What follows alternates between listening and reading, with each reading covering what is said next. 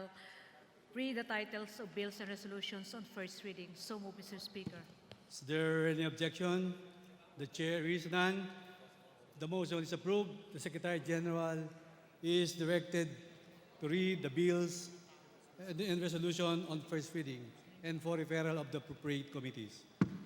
Additional reference of business. Bills on first reading. House Bill 4859, establishing the college living expenses financing program to support higher studies for hundreds of thousands more Filipino students of good academic standing by Representative Rodriguez. To the Committee on Higher and Technical Education and the Committee on Banks and Financial Intermediaries. House Bill 4860, providing for a revised Wildlife Resources Conservation and Protection Act. Representative Rodriguez. To the Committee on Natural Resources. House Bill 4861, mandating the establishment of at least one high school for the arts in every region nationwide by Representative Rodriguez. To the Committee on Basic Education and Culture.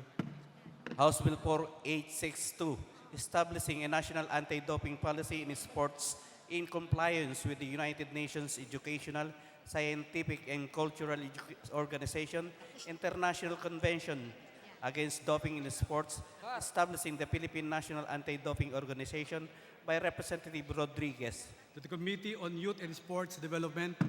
House Bill 4863, conserving and protecting Philippine public forests, mangroves, and wildlife by Representative Rodriguez. To the Committee on Natural Resources.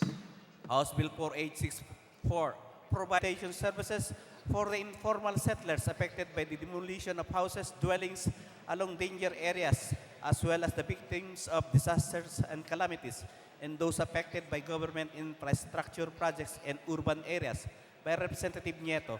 To the Committee on Housing and Urban Development. House Bill 4903, mandating the donation of all surplus or leftover but still edible foods to charitable institutions and foundations by all restaurants, hotels, supermarkets, fast food chains, and other similar food establishments by Representative Nieto. To the Special Committee on Food Security. House Bill 4904, extending the period for indigenous cultural communities, indigenous peoples to exercise the option to secure title to their ancestral lands under Land Registration Act 496 by Representative Nieto. To the Committee on Indigenous Cultural Communities and Indigenous Peoples. House Bill 4905, granting funeral and memorial discount privileges to all public school teachers who died on account of work-related sickness and injuries by Representative Nieto. To the Committee on Basic Education and Culture.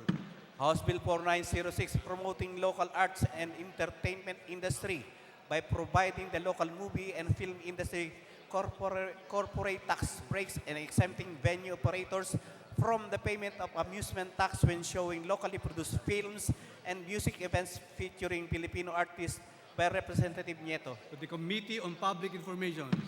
House Bill 4907, declaring a national policy for the promotion of financial literacy as a tool for poverty alleviation and national development by Representative Nieto. To the Committee on Aquaculture and Fisheries Resources. To the Committee on Poverty Alleviation. House Bill 4908, providing for the organization of cooperatives for fry gatherers, small-scale fishermen, and fish farmers by Representative Nieto. The Committee on Aquaculture and Fisheries Resources. House Bill number 4909, prohibiting the disposal of electronic devices at solid waste management facilities by Representative Nieto. The Committee on Ecology. House Bill 4910, promoting the Philippine film industry through an annual film quota and other support measures by Representative Nieto. The Committee on Public Information. House Bill 4911, creating the Special Mass Transit System Support Fund by Representative Santos Recto. To the Committee on Transportation. House Bill 4912, exempting dividends from income tax and abolishing the improperly accumulated earnings tax by Representative Santos Recto. The Committee